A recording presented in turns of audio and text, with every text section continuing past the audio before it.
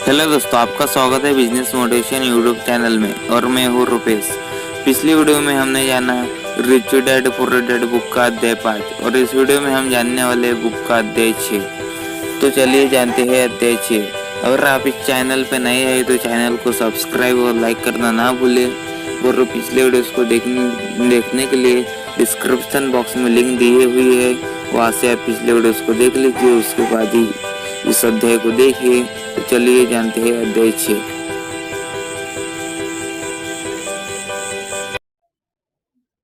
Rich dad poor dad अध्याय 6।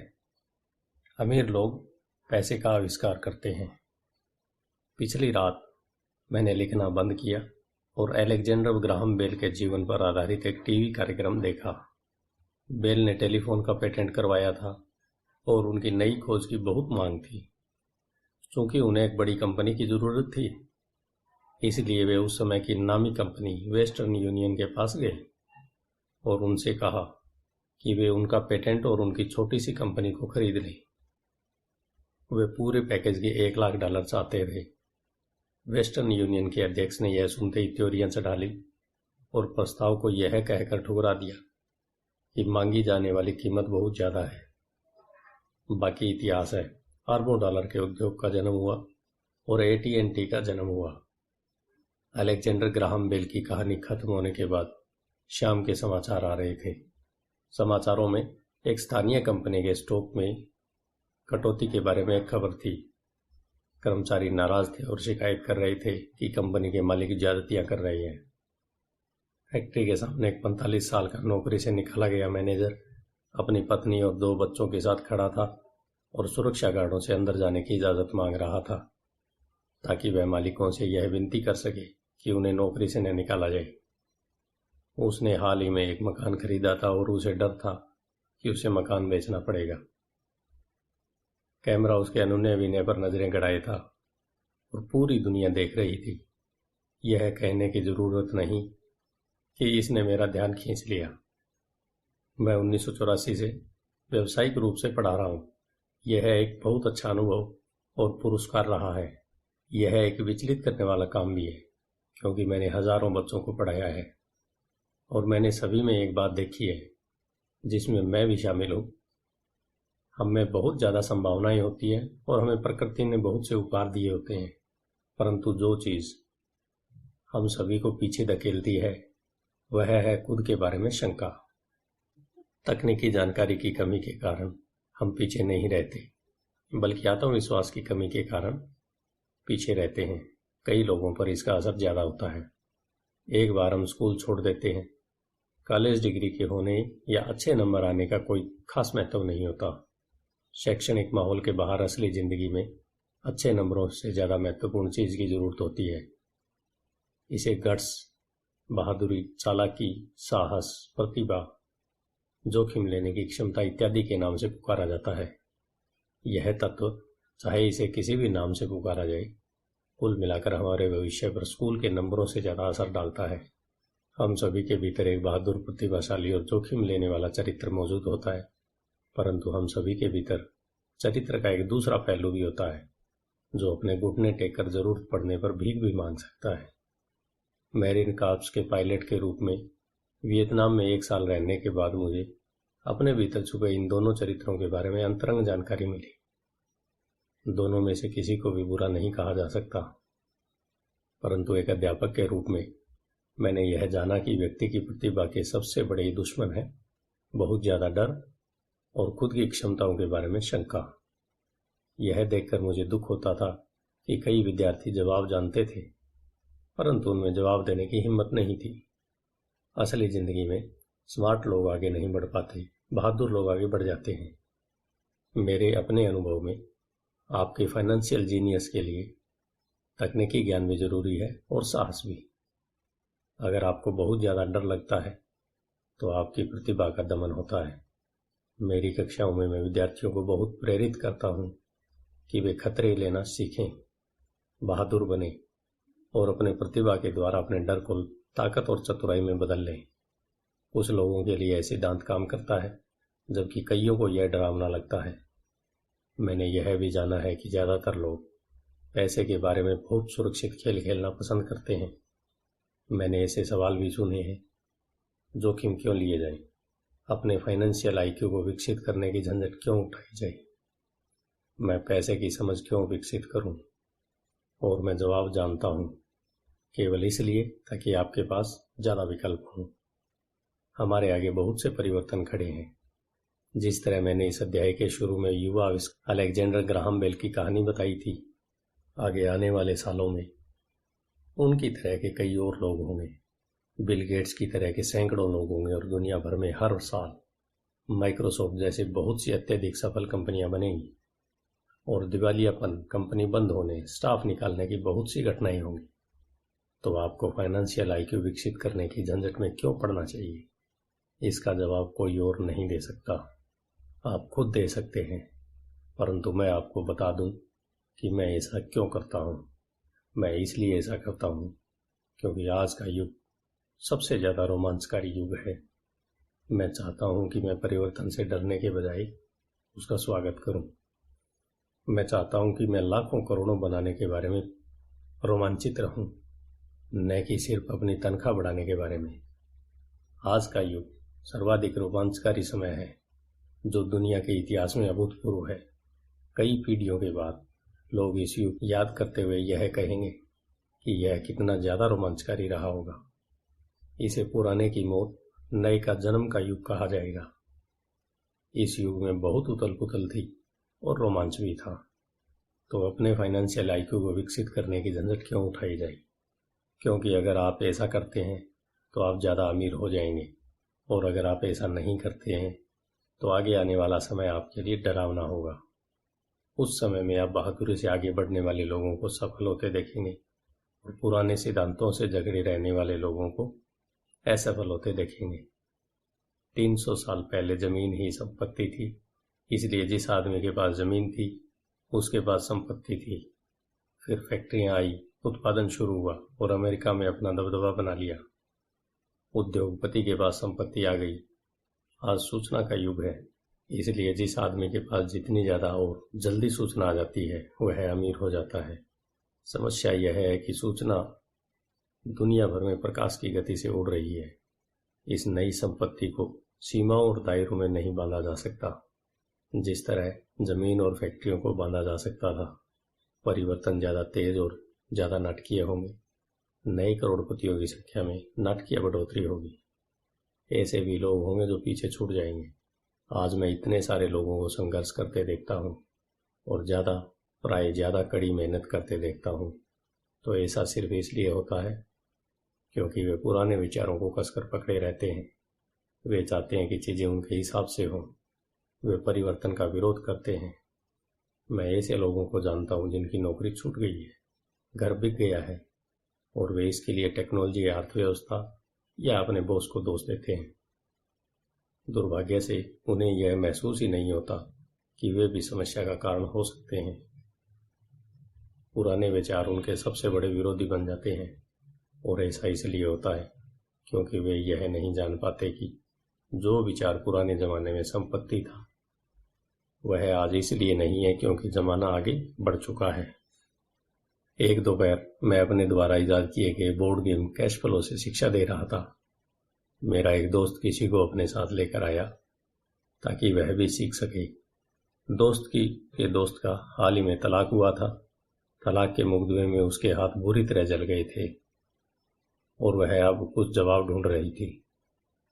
उसके मित्र को लगा कि शायद इस खेल से उसे कुछ सीखने को मिलेगा।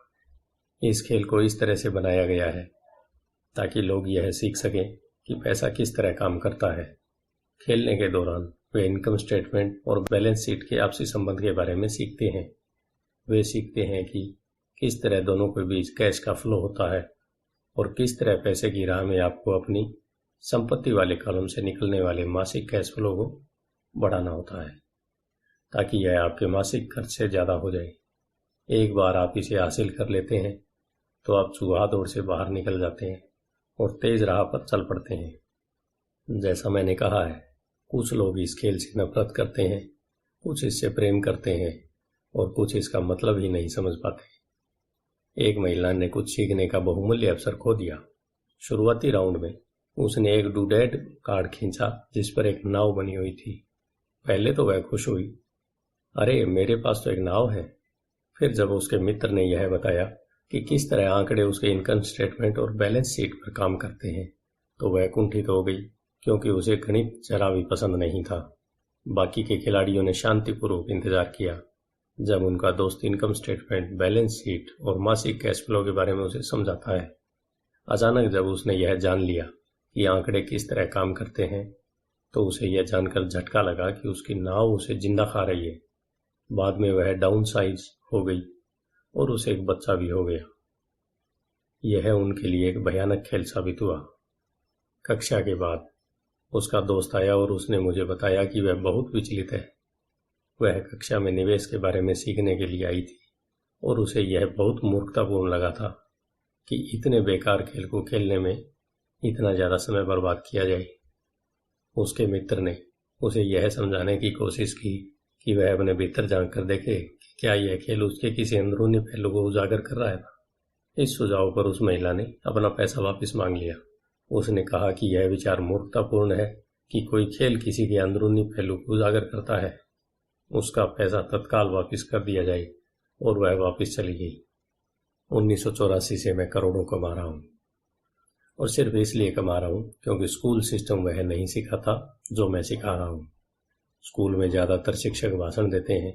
अपने छात्र जीवन में मुझे भाषणों से चिढ़ थी। मुझे बहुत जल्दी बोरियत हो जाती थी और मेरा दिमाग इधर उधर भटकने लगता था। 1984 में मैंने खेल खेल में शिक्षा देना चालू किया। मैंने वयस्क विद्यार्थियों को प्रोत्साहित किया कि वे इन खेलों को ज्ञान बढ़ाने के इस पहलू से देखें कि वे क्या जानते हैं और उन्हें क्या सीखना चाहिए। सबसे महत्वपूर्ण बात यह है कि इस खेल में आदमी के व्यवहार पर भी प्रकाश पड़ता है। यह एक तत्काल फीडबैक सिस्टम भी है। टीचर लेक्चर दे, इसके बजाय खेल एक व्यक्तिगत लेक्चर बन जाता है जो आपके लिए बनाया गया है। उस महिला के मित्र ने बाद में मुझे पूरी बात बताने के लिए फ़ोन किया। उसने कहा कि उसकी मित्र अब शांत है। शांत होने के बाद उसने खेल और अपने जीवन के बीच में कुछ आपसी संबंध की महसूस किए हैं। हालांकि उसके और उसके पति के पास नाव नहीं थी, परंतु उसके पास बाकी सब चीज़ें थी। वह अपने तलाक के बाद बहुत नाराज थी। उसका पति एक कम उम्र की महिला के साथ भाग गया था और 20 साल के वैवाहिक जीवन के बाद उसके पास दौलत के नाम पर बहुत कम सामान था। उसके बीच बांटने के लिए लगभग कुछ भी नहीं था। 20 साल की उनकी शादीशुदा जिंदगी में मज़ा बहुत आया था, परंतु उन्होंने केवल डैडूड ही इकट्ठे किए थे। उसने यह महसूस किया कि आंकड़ों पर उसका गुस्सा इनकम स्टेटमेंट और बैलेंस शीट पर इसलिए था क्योंकि वह उन्हें समझ नहीं पा रही थी। उसका यह मानना था कि पैसे दहले का हिसाब किताब रखना पुरुष का काम है। वह घर संभालती थी और उसका पति पैसों को संभालता था। उसे अब यह पक्का भरोसा हो चुका था कि उनकी शादी के आखिरी 5 सालों में उसके पति ने उससे पैसे छुपाए थे। वह इस बात पर खुद से नाराज थी कि उसे यह पता ही नहीं चला था कि पैसा कहाँ गया है, और यह भी पता नहीं चला था कि उसका किसी दूसरी औरत के साथ संबंध बन चुका है। बोर्ड गेम की ही तरह दुनिया भी तत्काल फीडबैक देती है। अगर हम ज़्यादा ध्यान दें तो हम ज़्यादा सीख सकते हैं। कुछ समय पहले की बात है। मैंने अपनी पत्नी से कहा कि धोबी ने मेरी पैंट को सिकोड़ दिया। मेरी पत्नी धीमे से मुस्कुराई और उसने मेरे पेट में उंगली गड़ाते हुए मुझे बताया कि पैंट नहीं सिकुड़ी है, बल्कि कोई और चीज़ फैल गई है। कैश फ्लो नामक यह खेल हर खिलाड़ी को व्यक्तिगत फीडबैक देने के हिसाब से तैयार किया गया है। इसका लक्ष्य आपको विकल्प प्रदान करना है। अगर आप नाव वाला कार्ड निकालते हैं और यह आपको कर्ज में डाल देता है, तो सवाल यह उठता है, अब आप क्या कर सकते हैं? आपके पास कितने फाइनेंशियल विकल्प मौजूद हैं? यही खेल का लक्ष्य है। खिलाड़ियों को सोचना सिखाना ताकि वे नए और बहुत से फाइनेंशियल विकल्प बना सकें। मैंने 1000 से ज़्यादा लोगों को यह खेल खेलते देखा है। वे लोग जो इस खेल की चूहा दौड़ के सबसे जल्दी निकल जाते हैं, उन्हें अंकों की समझ होती है और उनके पास रचनात्मक फाइनेंशियल दिमाग होता है। वे बहुत से फाइनेंशियल विकल्पों को देख सकते हैं। जिन लोगों को सबसे ज़्यादा समय लगता है वे ऐसे लोग होते हैं जिन्हें अंकों की समझ नहीं होती। और जिन्हें प्राय निवेश की ताकत का एहसास नहीं होता। अमीर लोग प्राय रचनात्मक होते हैं और सोच समझकर खतरे उठाते हैं। कैश फ्लो खेलने वाले कई ऐसे भी लोग होते हैं जो इस खेल में बहुत सा पैसा तो कमा लेते हैं, परंतु उन्हें यह नहीं पता होता कि वे इस पैसे का क्या करें। उनसे ज़्यादातर असली ज़िंदगी में भी आर्थिक रूप से सफल नहीं होते। हर कोई उनसे आगे निकल जाता है इस तथ्य के बावजूद कि उनके पास पैसा होता है, और यही असली ज़िंदगी में भी होता है। ऐसे बहुत से लोग हैं जिनके पास बहुत सा पैसा होता है और फिर भी वे आर्थिक रूप से आगे नहीं बढ़ पाते। अपने विकल्पों को सीमित कर लेना पुराने विचारों से चिपके रहने की ही तरह है। हाई स्कूल के समय का मेरा एक दोस्त अभी 3 नौकरियां कर रहा है। 20 साल पहले वह मेरे सभी सहपाठियों में सबसे अमीर हुआ करता था। जब स्थानीय शुगर प्लांटेशन बंद हुआ तो वह जिस कंपनी के लिए काम करता था वह भी बंद हो गई। उसके दिमाग में केवल एक विकल्प था, और वह पुराना विकल्प था, कड़ी मेहनत करो। समस्या यह थी कि उसे कोई बराबरी की नौकरी नहीं मिल पाई जो पुरानी कंपनी में उसकी वरिष्ठता को माने। इसका परिणाम यह हुआ कि वह अभी जो काम कर रहा है वे उसकी योग्यता के बहुत नीचे के काम हैं, और इसलिए उसकी तनख्वाह कम है। उसे जिंदा रहने के लिए जितना पैसा चाहिए उतना कमाने के लिए उसे 3 नौकरियां करनी पड़ रही है।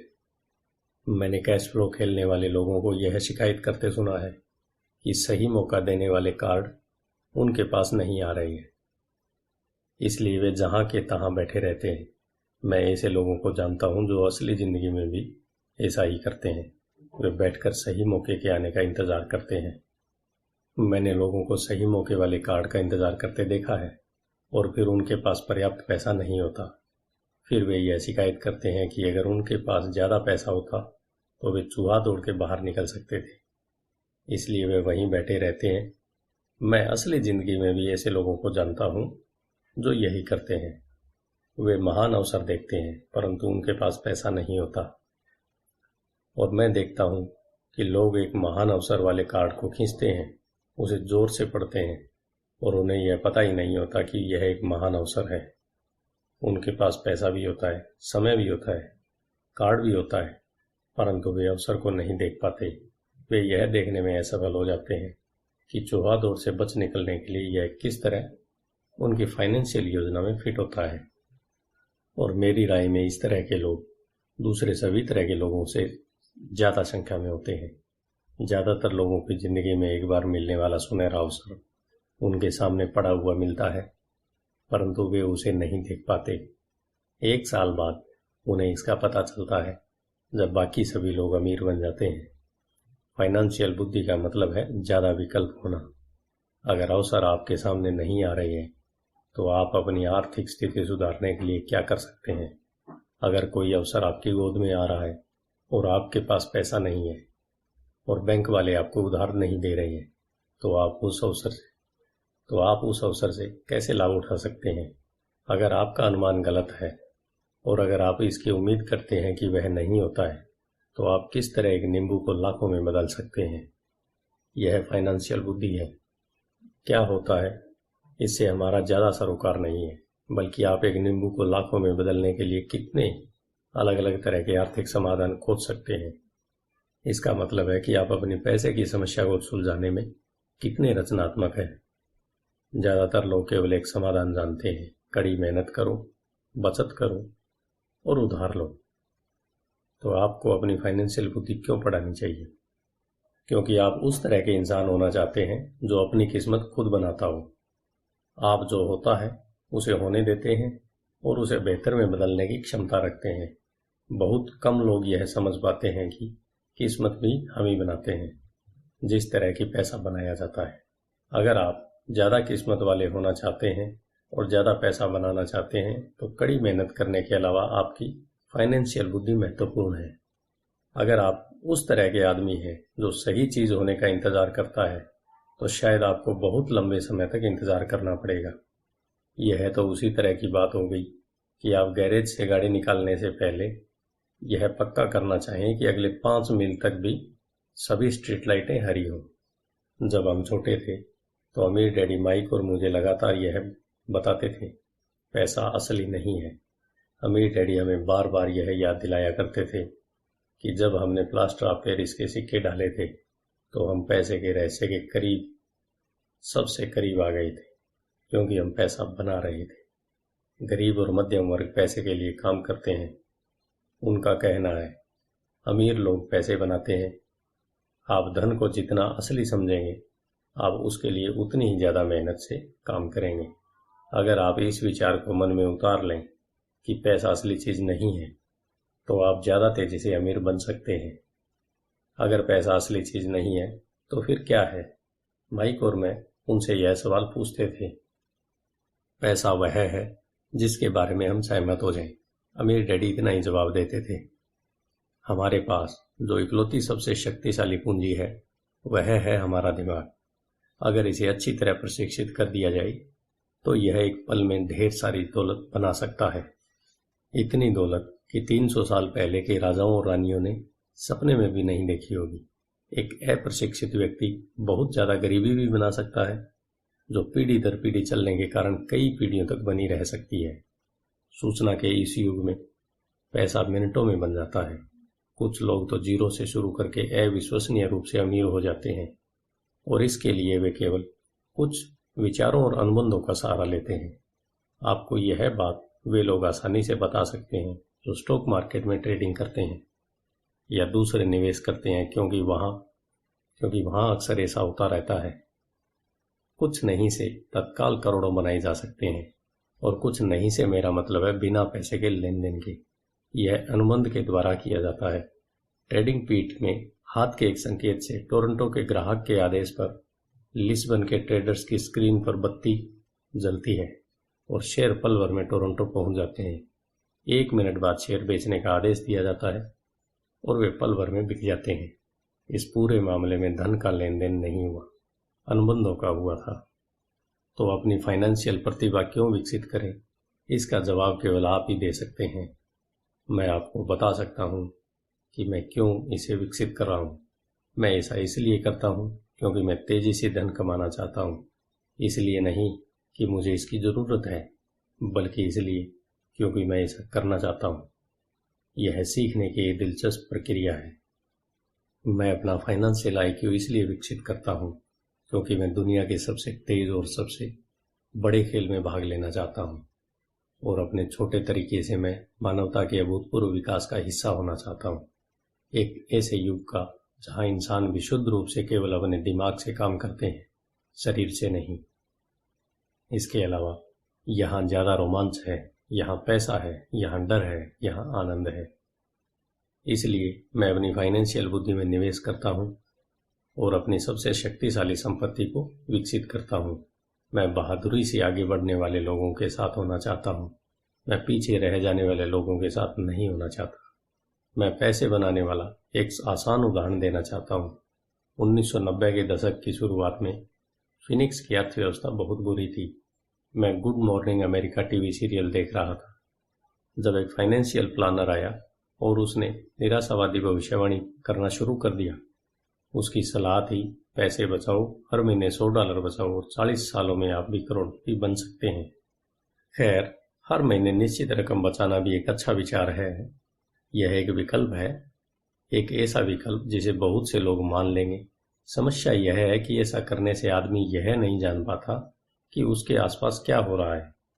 वे अपने पैसे में ज़्यादा महत्वपूर्ण बढ़ोतरी के बड़े मौकों का फायदा नहीं उठा पाते। दुनिया उनके पास से गुजरकर आगे बढ़ जाती है। जैसा मैंने कहा, अर्थव्यवस्था उस समय बहुत बुरे हाल में थी। निवेशकों के लिए यह एक आदर्श बाजार स्थिति थी। मेरा काफ़ी पैसा उस समय स्टॉक मार्केट और अपार्टमेंट हाउसेज में फंसा हुआ था। मेरे पास नगद पैसा नहीं था। चूंकि हर कोई बेच रहा था, इसलिए मैं खरीद रहा था। मैं पैसे बचा नहीं रहा था, मैं निवेश कर रहा था। मेरी पत्नी और मेरे पास $10 लाख से ज़्यादा नगद थे, जो तेज़ी से बढ़ते हुए बाजार में काम कर रहे थे। निवेश करने के लिए यह सबसे बढ़िया मौका था। अर्थव्यवस्था भयानक थी। मैं बहुत छोटे छोटे निवेशों को तो वर्णन नहीं कर सकता, परंतु कई बड़ी बातें जरूर बताना चाहूँगा। वे घर जिनकी कीमत कभी $1 लाख होती थी, अब $7500 के रह गए थे। परंतु स्थानीय रियल एस्टेट ऑफिस में खरीदारी करने के बजाय मैंने दिवालिया, वकील के ऑफिस या अदालत की सीढ़ियों पर खरीदारी करना शुरू कर दिया। इन जगहों पर $75,000 का घर $20,000 या इससे भी कम में खरीदा जा सकता था। मैंने अपने मित्र से $2,000 का लोन लिया। 90 दिनों में एक लोन पर ब्याज $200 था। मैंने वकील को कैशियर का चेक दे दिया। जब अनुबंध की कार्रवाई चल रही थी तब मैंने अखबार में विज्ञापन दिया कि $75,000 का घर केवल 60,000 में बिका हुआ है और किसी डाउन पेमेंट की जरूरत नहीं है। मेरा फोन तत्काल व्यस्त हो गया और लगातार बजने लगा। संभावित खरीदारों को छांटा गया और एक बार मकान कानूनी रूप से मेरे नाम हो गया तो सभी संभावित खरीदारों को घर देखने की इजाजत दी गई। अत्यंत रोमांचकारी घटनाक्रम के बीच घर कुछ ही मिनटों में बिक गया। मैंने $2500 की प्रोसेसिंग फीस मांगी जो मुझे खुशी खुशी दे दी गई और इसके बाद कानूनी नामांतरण की कार्रवाई चालू हो गई। मैंने अपने मित्र के $2,000 के कर्ज में $200 ब्याज मिलाकर उसे दे दिए। वह खुश था, वह खरीदने वाला खुश था, वकील भी खुश था और मैं भी खुश था। मैंने $20,000 में खरीदे गए घर को $60,000 में बेच दिया। मेरे पास खरीदार का शपथ पत्र था जिसने मेरे संपत्ति वाले कॉलम में $40,000 जमा कर दिए थे। इस पूरी कार्रवाई में मुझे 5 घंटे लगे थे। तो अब जबकि आप में पैसे की समझ आ चुकी है और आप अंक पढ़ सकते हैं, मैं आपको दिखाऊंगा कि यह किस तरह पैसे का आविष्कार करने का उदाहरण है। मंदी के बाजार में अपने खाली समय में मैंने और मेरी पत्नी ने इस तरह के 6 सौदे निपटाए, जबकि हमारा ज़्यादातर पैसा बड़ी प्रॉपर्टी और स्टॉक मार्केट में फंसा हुआ था। हम खरीदने और बेचने के सौदे में अपनी संपत्ति वाले कॉलम में $1,90,000 से ज़्यादा बनाने में कामयाब हो गए थे। इस तरह हर साल की अनुमानित आय $1,90,000 हो गई। इस तरह हर साल की अनुमानित आय $19,000 हो गई थी और इसका ज़्यादातर भाग हमारे प्राइवेट कॉरपोरेशन द्वारा सुरक्षित था। इस $19,000 प्रतिवर्ष का बड़ा हिस्सा हमारी कंपनी की कारों, पेट्रोल, ट्रिप्स, बीमे, ग्राहकों के साथ डिनर इत्यादि चीज़ों पर खर्च हो सकता था।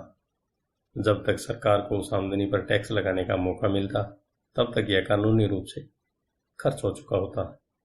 अपनी फाइनेंशियल बुद्धि के इस्तेमाल से पैसा किस तरह खोजा जा सकता है, बनाया जा सकता है और सुरक्षित किया जा सकता है, यह इसका एक आसान उदाहरण है। खुद से पूछें, $1,90,000 बचाने के लिए आपको कितना समय लगेगा? क्या बैंक आपके पैसे पर 10% ब्याज देगा? और शपथ पत्र 30 सालों तक वैध था। मुझे आशा है कि वे मुझे कभी $1,90,000 नहीं देंगे। मुझे टैक्स देना पड़ेगा और वे मुझे मूलधन देते हैं और इसके अलावा 30 साल के समय में $1,90,000 दिए जाने से कुल आमदनी $5 लाख से ज़्यादा होगी। मुझसे लोग पूछते हैं कि क्या होगा अगर कोई व्यक्ति पैसे नहीं चुकाए। ऐसा होता है और यह एक अच्छी खबर है। 1994 से 97 तक फिनिक्स रियल एस्टेट बाजार देश में सबसे ज़्यादा गर्म बाजार साबित हुआ। उस $60,000 के घर को दोबारा $70,000 में बेचा जा सकता है और एक बार फिर से $250 प्रोसेसिंग फीस के रूप में वसूल किए जा सकते हैं। नए खरीदार के लिए भी यह मुफ्त का सौदा होगा और यह प्रक्रिया चलती रह सकती है। जब मैंने पहली बार घर बेचा था तो मैंने केवल $2,000 खर्च किए थे। तकनीकी दृष्टि से इस सौदे में मेरा एक भी पैसा खर्च नहीं हुआ था। निवेश पर मेरी वसूली अनंत थी। यह एक उदाहरण है कि पैसा पास में नहीं होने पर भी बहुत सा पैसा किस तरह कमाया जा सकता है। दूसरे सौदे में दोबारा बेचे जाने पर मैं $2,000 अपनी जेब में डालता हूँ और लोन को 30 सालों तक फिर से बढ़ा देता हूँ। निवेश पर मेरी वापसी क्या होगी अगर मैं बिना पैसे के पैसे बनाता हूँ, मैं नहीं जानता, परंतु यह $100 हर महीने बचाने से बेहतर तो है ही। $100 हर महीने दरअसल $150 प्रति माह की रकम है, क्योंकि 40 सालों तक इस पर 5% का टैक्स लग चुका है और एक बार फिर आय पर 5% टैक्स लगता है। यह करना बहुत बुद्धिमानी की बात नहीं है। यह सुरक्षित हो सकता है परंतु यह स्मार्ट नहीं है। आज 1997 में जब मैं यह पुस्तक लिख रहा हूँ तो बाजार की स्थितियाँ 5 साल पहले की स्थिति से भी पूरी तरह अलग है। फिनिक्स का रियल एस्टेट बाजार पूरे अमेरिका की ईर्ष्या का केंद्र बना हुआ है। जो घर उस समय हमने $60,000 में बेचे थे, आज उनकी कीमत $1,10,000 हो चुकी है। अब भी ऐसे मौके हैं, परंतु अब उनकी खोज करने में मुझे बहुत समय और पैसा खर्च करना पड़ेगा। वे दुर्लभ है परंतु आज हजारों खरीदार इन सौदों की तलाश में भटक रहे हैं और बहुत कम समझदारी भरे मौके मौजूद हैं। बाजार बदल चुका है, यह आगे बढ़ने का समय है और संपत्ति वाले कॉलम में दूसरे मौके ढूंढने का समय है। आप यहाँ ऐसा नहीं कर सकते, यह कानून के खिलाफ है, आप झूठ बोल रहे हैं। मैं इस तरह की प्रतिक्रियाओं को ज़्यादा सुनता हूँ। और क्या आप मुझे ऐसा करने का तरीका बता सकते हैं? यह आग्रह कम सुनता हूँ। गणित आसान है, आपको इसमें बीजगणित या कैलकुलेशन की जरूरत नहीं है। मैं ज़्यादा इसलिए नहीं लिखता क्योंकि एस्क्रो कंपनी कानूनी सौदों को संभालती है और भुगतान की सेवा को भी। मुझे छत ठीक करवाने या टॉयलेट ठीक करवाने में झंझट भी नहीं उठानी पड़ती क्योंकि यह काम घर के मालिक का है। यह उनका घर है। कभी कभार कोई पैसा नहीं चुकाता और यह भी अच्छा होता है क्योंकि उसके विलम्ब शुल्क मिलता है, या वे घर छोड़कर चले जाते हैं और प्रॉपर्टी एक बार फिर से बेच दी जाती है। कोर्ट सिस्टम यह सब संभाल लेता है। और हो सकता है यह आपके इलाके में काम न करे, बाजार की स्थिति अलग हो सकती है, परंतु यह उदाहरण दर्शाता है कि किस तरह एक आसान वित्तीय प्रक्रिया कुछ ही समय में लाखों डॉलर बना सकती है, जिसे बनाने में आपका ज़्यादा पैसा भी नहीं लगता और आपको जोखिम भी कम होता है। यह अनुबंध से बनाए जाने वाले पैसे का उदाहरण है। जिसके पास भी हाई स्कूल तक की शिक्षा है वह ऐसा कर सकता है, परंतु ज़्यादातर लोग ऐसा नहीं करते। ज़्यादातर लोग मेहनत करो और पैसे बनाओ की पुरानी सलाह सुनते हैं। लगभग 30 घंटे की मेहनत के बाद $1,90,000 संपत्ति वाले कॉलम में आ गए और इसके लिए टैक्स भी नहीं देना पड़ा। इनमें से कौन सी सलाह आपको ज़्यादा कठिन लगती है? नंबर 1, कड़ी मेहनत करो, 50% की दर से टैक्स चुकाओ और फिर जो रकम बचती है उसमें से बचत करो। आपकी बचत पर आपको 5% ब्याज मिलता है, जिस पर एक बार फिर टैक्स लगता है। या नंबर 2, पैसे की समझ विकसित करने का समय निकालें और अपने दिमाग और संपत्ति वाले कॉलम की ताकत का इस्तेमाल करें। इसमें वह समय भी जोड़ लें जो आपको विकल्प नंबर 1 के प्रयोग द्वारा $1,90,000 बचाने में लगता है, क्योंकि समय आपकी सबसे बड़ी संपत्ति है। अब आप समझ सकते हैं कि मैं क्यों चुपचाप अपना सिर हिलाता हूँ जब मैं लोगों को यह कहते सुनता हूँ, मेरा बच्चा स्कूल में अच्छी पढ़ाई कर रहा है और उसे अच्छी शिक्षा मिल रही है। यह अच्छी हो सकती है, परंतु क्या यह पर्याप्त है? मैं जानता हूँ कि उपयुक्त निवेश तकनीक एक छोटी तकनीक है। इसे यह बताने के लिए लिखा गया है कि किस तरह एक छोटी सी रकम बड़ी रकम में बदल सकती है। एक बार फिर मेरी सफलता यह बताती है कि मजबूत वित्तीय नींव कितनी महत्वपूर्ण होती है, जो मजबूत वित्तीय शिक्षा से शुरू होती है। मैंने इसे पहले कहा है और यह एकदम महत्वपूर्ण है, और यह इतना महत्वपूर्ण है कि मैं इसे एक बार फिर दोहराना चाहूँगा।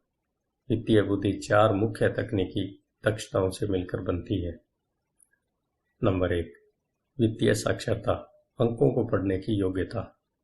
नंबर 2, निवेश की रणनीति, धन द्वारा धन बनाने का विज्ञान। नंबर 3, बाजार, मांग और पूर्ति।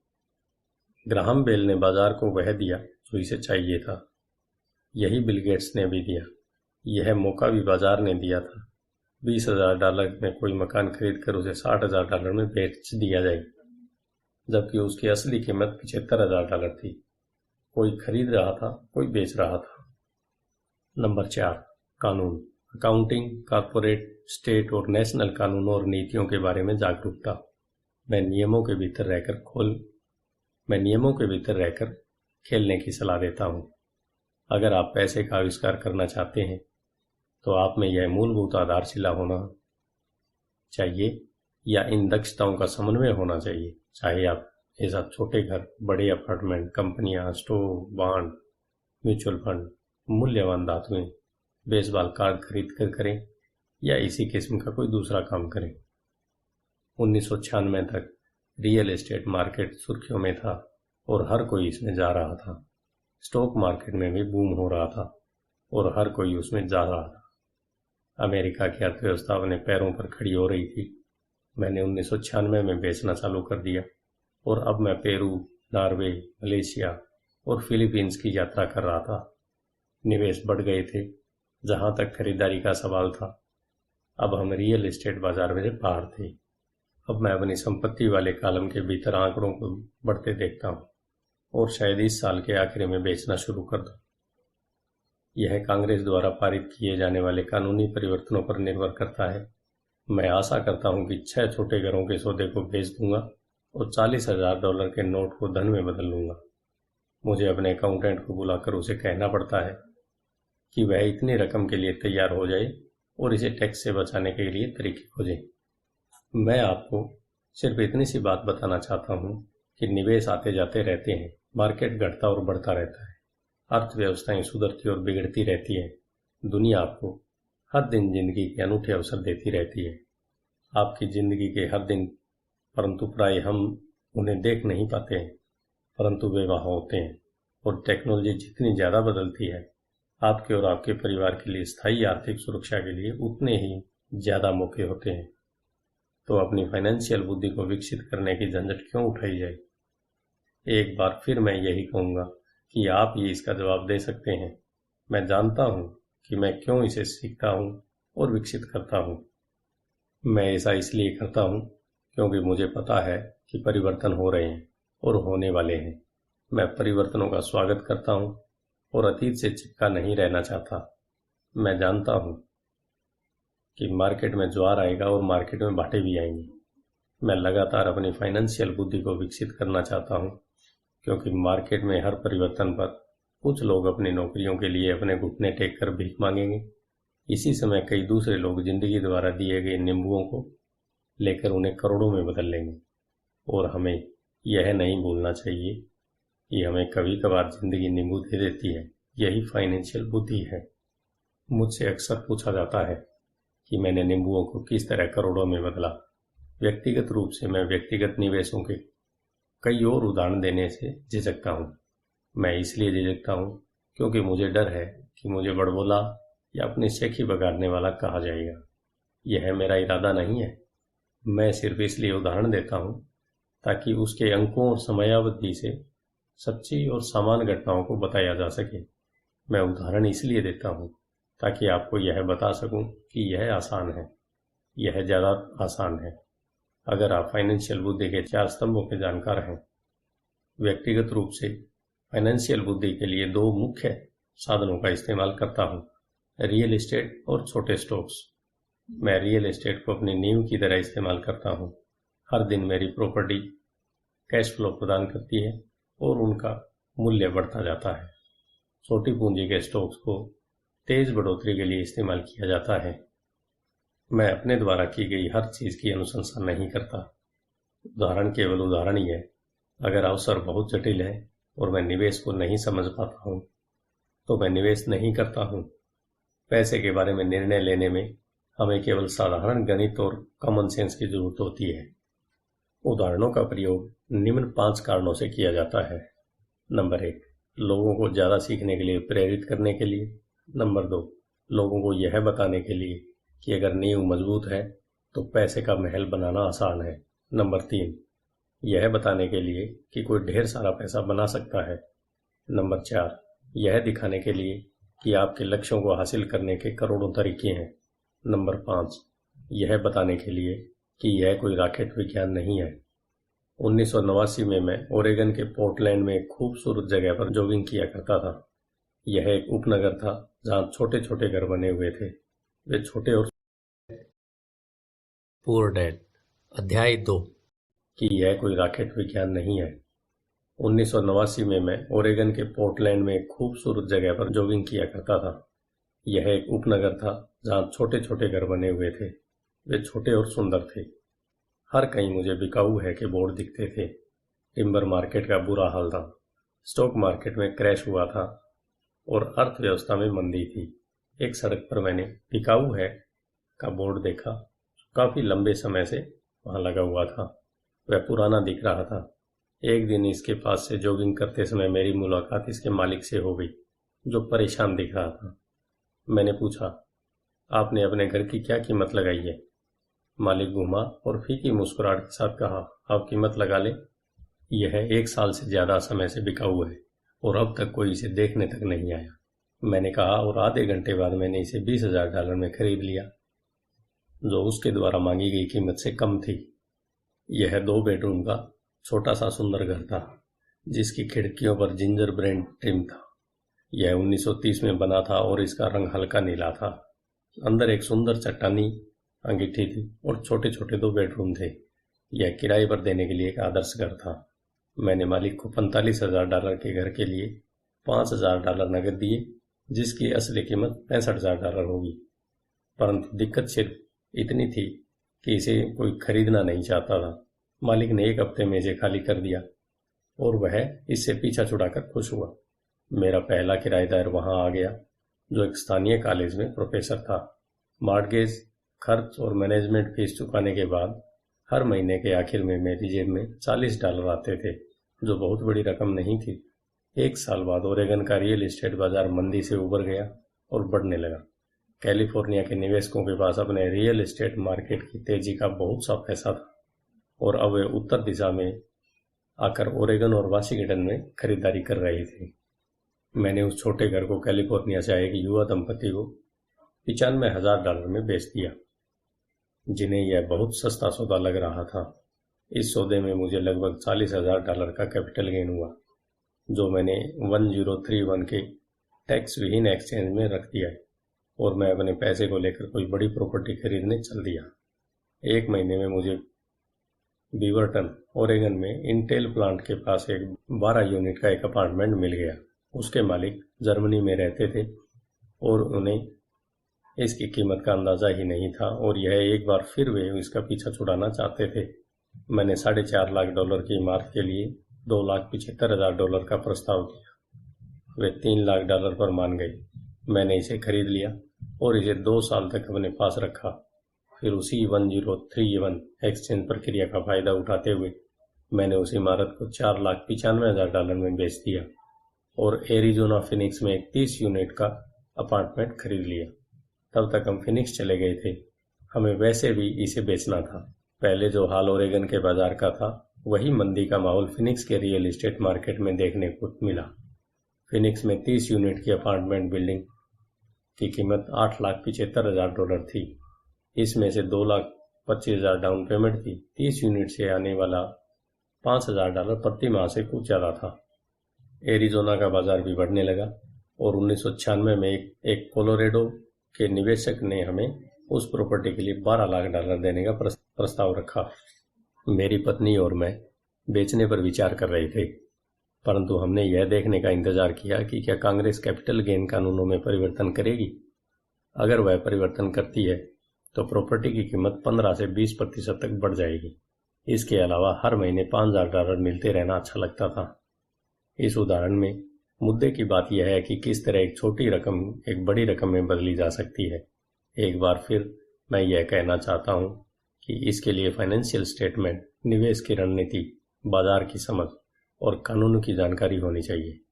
अगर लोग इन विषयों के बारे में जानकारी नहीं रखते हैं तो स्पष्ट रूप से वे स्टैंडर्ड सलाह का पालन करेंगे, जो कहती है सुरक्षित खेलो और सुरक्षित निवेशों में पैसा लगाना चाहिए। सुरक्षित निवेशों के साथ समस्या यह है कि वे अक्सर बहुत कम मुनाफा देते हैं। उन्हें इतना सुरक्षित बना दिया जाता है कि उनसे मिलने वाला मुनाफा कम हो जाता है। ज़्यादातर बड़े ब्रोकरेज हाउसेज जोखिम भरे सौदों से बचते हैं ताकि वे खुद की और अपने ग्राहकों की सुरक्षा कर सके, और यह नीति समझदारी की भी है। असली गर्म सौदे नौसिखियों को नहीं दिए जाते। प्राय सर्वश्रेष्ठ सौदे उन लोगों के लिए सुरक्षित रखे जाते हैं जो इस खेल को अच्छी तरह समझते हैं, और ये सौदे अमीरों को और भी अमीर बना देते हैं। वैसे भी इस तरह के जोखिम भरे सौदे नौसिखियों के सामने रखना तकनीकी रूप से गैरकानूनी माना जाता है, परंतु ऐसा कभी कभार होता भी है। मैं जितना ज़्यादा परिष्कृत होता जाता हूँ, उतने ही अवसर मुझे मिलते जाते हैं। जिंदगी में फाइनेंशियल बुद्धि विकसित करने का एक और फायदा यह होता है कि इससे हमारे सामने ज़्यादातर अवसर आते हैं, और आपकी फाइनेंशियल बुद्धि जितनी ज़्यादा बढ़ती है, आपके लिए यह बताना आसान होता है कि कोई सौदा अच्छा है या बुरा। आपकी बुद्धि तत्काल एक बुरे सौदे को पहचान सकती है या एक बुरे सौदे को अच्छे सौदे में बदल सकती है। मैं जितना ज़्यादा सीखता हूँ, और सीखने के लिए भी बहुत कुछ बाकी है, मैं उतना ही ज़्यादा पैसा सिर्फ इसलिए कमाता हूँ क्योंकि समय के साथ साथ मेरा अनुभव और बुद्धि बढ़ती जाती है। मेरे कुछ दोस्त अब भी सुरक्षित खेल खेल रहे हैं और अपने प्रोफेशन में कड़ी मेहनत कर रहे हैं, परंतु उनकी फाइनेंशियल बुद्धि विकसित नहीं हो पाई है, जिसे विकसित होने में बहुत समय लगता है। मेरी कुल जमा फिलॉसफी है अपनी संपत्ति वाले कॉलम में बीज बोना। यह मेरा फार्मूला है। मैं छोटे पैमाने पर शुरू करता हूँ और बीज बोता हूँ। कुछ बीज उग जाते हैं और कुछ नहीं उगते। हमारे रियल एस्टेट कॉरपोरेशन में हमारे पास करोड़ों डॉलर की प्रॉपर्टी है। यह हमारा अपना REIT यानी रियल एस्टेट इन्वेस्टमेंट ट्रस्ट है। अब मैं आपको यह पते की बात बताना चाहता हूँ कि इन करोड़ों में से कई प्रॉपर्टीज तो $5,000 से $10,000 के निवेश से शुरू हुई थी। नगद पैसे से खरीदी गई ये प्रॉपर्टी खुशकिस्मती से तेजी से बढ़ते बाजार में ज़्यादा कीमती हो गई थी और टैक्स से मुक्त रहते हुए इन्हें खरीदा और बेचा गया था, और ऐसा कई सालों तक किया गया था। हमारा एक स्टॉक पोर्टफोलियो भी है, जिसे मैं और मेरी पत्नी हमारा पर्सनल म्यूचुअल फंड कहते हैं। हमारे कुछ दोस्त हमारे जैसे निवेशकों के साथ ही बिजनेस करते हैं, जिनके पास हर महीने निवेश करने के लिए कुछ अतिरिक्त धन होता है। हम ज़्यादा जोखिम वाली प्राइवेट कंपनियों के शेयर खरीदते हैं जो अमेरिका या कनाडा में स्टॉक एक्सचेंज पर सार्वजनिक होने जा रही है। कितनी तेजी से धन बढ़ता है, इसका उदाहरण इस तरह देखें। हमने कंपनी के सार्वजनिक होने से पहले 25 सेंट प्रति शेयर की दर पर 1 लाख शेयर खरीदे। 6 महीने बाद जब कंपनी शेयर बाजार में दर्ज हो गई तो उसके शेयर का भाव $2 प्रति वर्ष हो गया। अगर कंपनी का प्रबंधन अच्छा है तो कीमतें बढ़ती रहेंगी और स्टॉक $20 प्रति शेयर या इससे भी ज़्यादा होगा। ऐसे भी कई वर्ष रहे हैं जब हमारे $25,000 1 लाख से भी कम समय में $10 लाख बन गए हैं। यह जुआ नहीं है अगर आप जानते हैं कि आप क्या कर रहे हैं। यह जुआ है अगर आप सौदे में अपना पैसा फेंक रहे हैं और भगवान से सफल होने की दुआ कर रहे हैं। आपको अपनी तकनीकी ज्ञान, बुद्धि और खेल के प्रति प्रेम की जरूरत होगी ताकि जोखिम कम से कम रहे। वैसे जोखिम तो होता ही है। यह फाइनेंशियल बुद्धि होती है जिससे आपकी सफलता के अवसर बढ़ जाते हैं। इसी कारण जो चीज़ एक आदमी के लिए जोखिम भरी होती है वह दूसरे आदमी के लिए उतनी ही जोखिम भरी नहीं होती। यह वह मूल कारण है जिसकी वजह से मैं लोगों को लगातार प्रेरित करता हूँ कि वे स्टॉक, रियल एस्टेट या दूसरे बाजारों में निवेश करने के बजाय फाइनेंशियल बुद्धि में निवेश करें। आप जितने ज़्यादा स्मार्ट होंगे आपके सफल होने के अवसर उतने ही ज़्यादा होंगे। मैं व्यक्तिगत रूप से जिन स्टॉक्स में निवेश करता हूँ उनमें बहुत ज़्यादा जोखिम होता है और इसलिए मैं उनकी अनुशंसा नहीं करता। मैं इस खेल को 1979 से खेल रहा हूँ और मैंने इसमें काफ़ी अनुभव हासिल किया है, परंतु अगर आप दोबारा पढ़ें वह दूसरे आदमी के लिए उतनी ही जोखिम भरी नहीं होती। यह वह मूल कारण है जिसकी वजह से मैं लोगों को लगातार प्रेरित करता हूँ कि वे स्टॉक, रियल एस्टेट या दूसरे बाजारों में निवेश करने के बजाय फाइनेंशियल बुद्धि में निवेश करें। आप जितने ज़्यादा स्मार्ट होंगे आपके सफल होने के अवसर उतने ही ज़्यादा होंगे। मैं व्यक्तिगत रूप से जिन स्टॉक्स में निवेश करता हूँ उनमें बहुत ज़्यादा जोखिम होता है और इसलिए मैं उनकी अनुशंसा नहीं करता।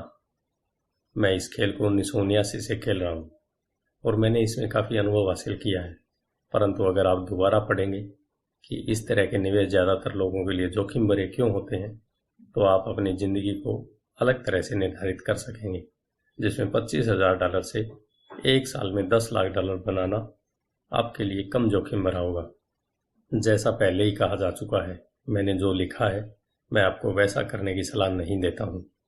मैं सिर्फ आपको यह समझाना चाहता हूँ कि यह आसान है और संभव है। बात इतनी सी है कि औसत आदमी के लिए $1 लाख से ज़्यादा की प्रतिवर्ष आय अच्छी होती है और इसे हासिल करने में ज़्यादा मेहनत भी नहीं लगती। बाजार कैसा है और आप कितने स्मार्ट हैं इस बात पर निर्भर करता है कि आप 5 से 10 सालों में ऐसा कर सकते हैं। अगर आप अपने खर्च को कम रख सकते हैं तो $1 लाख की अतिरिक्त आय आपको सुखद लगेगी, चाहे आप काम कर रहे हो या नहीं। आप चाहें तो काम कर सकते हैं या चाहें तो काम छोड़ सकते हैं और सरकारी टैक्स सिस्टम को अपने विरोध के बजाय अपने समर्थन में भी प्रयुक्त कर सकते हैं। मेरा व्यक्तिगत आधार रियल एस्टेट है। मैं रियल एस्टेट से प्रेम करता हूँ क्योंकि यह स्थायी और धीमी गति से चलने वाली होती है। मैं ठोस आधार को पसंद करता हूँ। कैश फ्लो भी आमतौर पर स्थायी ही होता है और अगर इसे अच्छी तरह मैनेज किया जाए तो इसकी कीमत बढ़ने की भी संभावना होती है। रियल एस्टेट की ठोस आधारशिला होने के कारण मैं जोखिम भरे स्टॉक्स खरीदने का खतरा मोल ले सकता हूँ। अगर मुझे स्टॉक मार्केट में खासा मुनाफा होता है तो मैं मुनाफे पर कैपिटल गेन्स टैक्स देता हूँ और बची हुई रकम को रियल एस्टेट में लगा देता हूँ ताकि मेरी संपत्ति की नींव और ज़्यादा मजबूत हो जाए। रियल एस्टेट पर एक और बात है, मैं दुनिया भर में घूमा हूँ और मैंने हर जगह निवेश करना सिखाया है। हर शहर में मुझे यह सुनने में आया है कि रियल एस्टेट को सस्ते में नहीं खरीदा जा सकता। यह मेरा अनुभव नहीं है।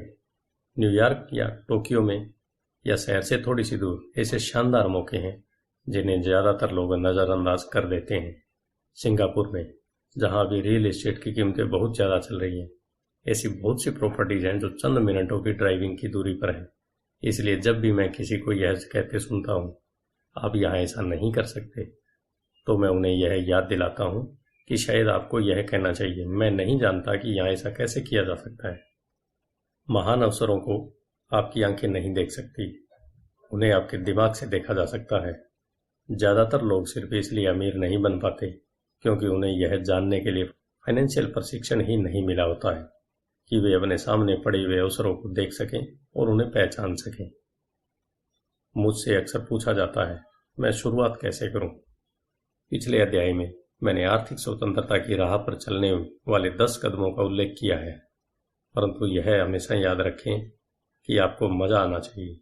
यह केवल एक खेल है।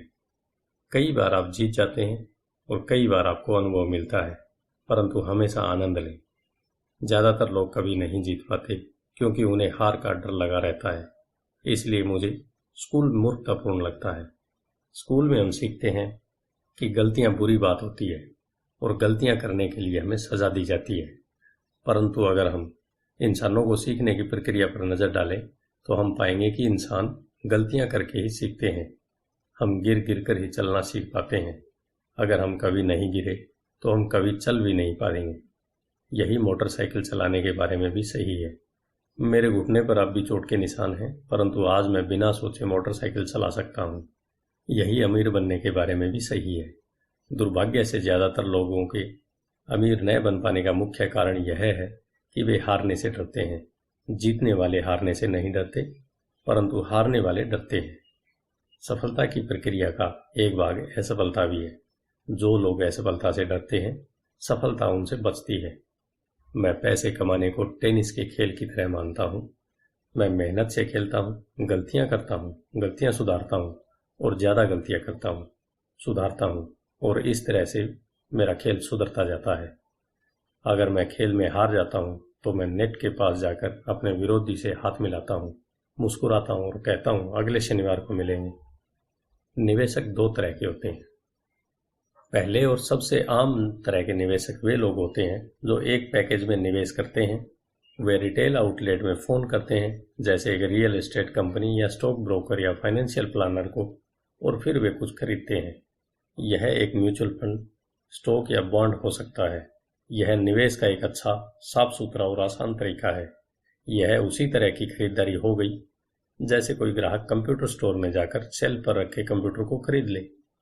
दूसरी तरह के निवेशक वे होते हैं जो निवेशों को बनाते हैं। इस तरह के निवेशक आमतौर पर सौदों को असेंबल करते हैं, जिस तरह कंप्यूटर इंजीनियर कंप्यूटर के पुर्जों को असेंबल करते हैं।